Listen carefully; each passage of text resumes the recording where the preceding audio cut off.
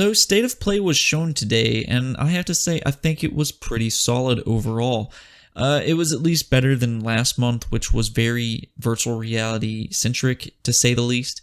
Now, to be fair, I actually like VR, considering I have a PSVR headset, but I do understand that there's only a very small percentage of the PlayStation 4 fan base who actually has PSVR, so I get it.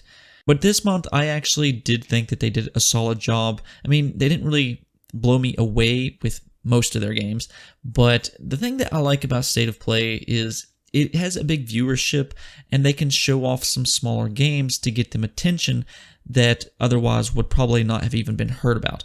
It's like this small game that they announced today, which was by the name of Away. I don't really know what the game is, and it's not interesting to me whatsoever. It was like some little lemur-looking rodent thing, almost like a flying squirrel. I don't know what the little animal was, but you play as that and try to survive in this world. I thought the game looked absurd in a interesting and bad way at the same time. But again, I'm not really interested in this game, but State of Play does have a lot of viewers, so this game gets some focus on it that would have otherwise not have gotten. So I do like that fact about it. Now, they did show MediEvil, which we've known about for quite a while. It's an old PlayStation 1 game that's getting remade. And I have to say, I don't think it's shaping up too well personally. I didn't play the old MediEvil game, so I don't have any nostalgic goggles for it. But the thing about this game is, right now, I don't think it looks good as far as modern games is concerned. The whole design of the game, I don't find to be intriguing whatsoever. But the bigger problem is, and I think this game is supposed to release sometime this year, if I'm correct on it. I think it said October 25th or 23rd, which I guess they're trying to make this a Halloween game.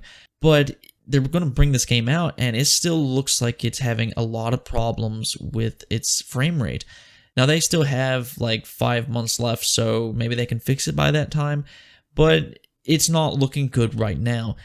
They also announced several other games like Riverbond, Predator, which was a big surprise, and of course the one I think everybody is so hyped up about right now, which is Final Fantasy VII Remake. Yes, they finally showed it, and it looks beautiful.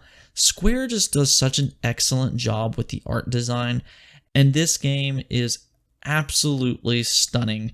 All the character designs, it is beautifully made. Now, for fans who wanted a turn-based game, it looks like you're going to be disappointed because they seem to be going the same route as Final Fantasy VII Crisis and Final Fantasy XV. I personally like this. I think it makes the game a lot more modernized. I think Final Fantasy XV, in terms of gameplay, is probably my favorite in the franchise. I know a lot of people is going to disagree with me on that. I know Final Fantasy XV is very polarizing, but I absolutely love the game, and I'm really excited for Final Fantasy VII. The game is just so beautiful. They show Aerith. Her character design is flawless. You have Cloud. It just looks like a really good game. Now, I think the thing that was really interesting about this whole thing is they said that it is going to be released for PlayStation 4. Now, I know that 4 years ago, whenever they announced Final Fantasy VII Remake, that they announced it for PlayStation 4. But this game has had a bit of trouble in development, so I think a lot of people kind of expected it not to really show up until like 2022 or whenever, because they have run into some problems. But it does look like it's going to be releasing for PlayStation 4, and I wouldn't be surprised at all if this is a cross-gen title. Yes, it looks like it's going to be releasing next year, but I could very well see it also releasing on the PlayStation 5. And the cool thing is, though, is if you do buy it for the PlayStation 4, PlayStation 5 is backwards compatible, so you can go back and play it on your PlayStation 5 as well. And maybe it'll be kind of be like the Xbox One X, where you have the X enhancements. Maybe they can do some PlayStation 5 enhancements with Final Fantasy VII Remake, just in case it's not a cross-gen title. Another thing that I do want to talk about is we don't really know if Final Fantasy VII Remake is going to be episodic or not. They did announce it was going to be episodic at one point, but this was before all the development problems. So, because it is releasing in 2020, which is a lot earlier than a lot of people thought it would be, I do think that this is going to remain an episodic game, and it's already up for pre-order on Amazon for $60. So if this is an episodic game, I'm curious if each title is going to be $60. This might actually be a $180 game when all is said and done. Very curious to see how they're going to monetize this game, to say the least. But anyways, I'm very excited. Cannot wait for this game.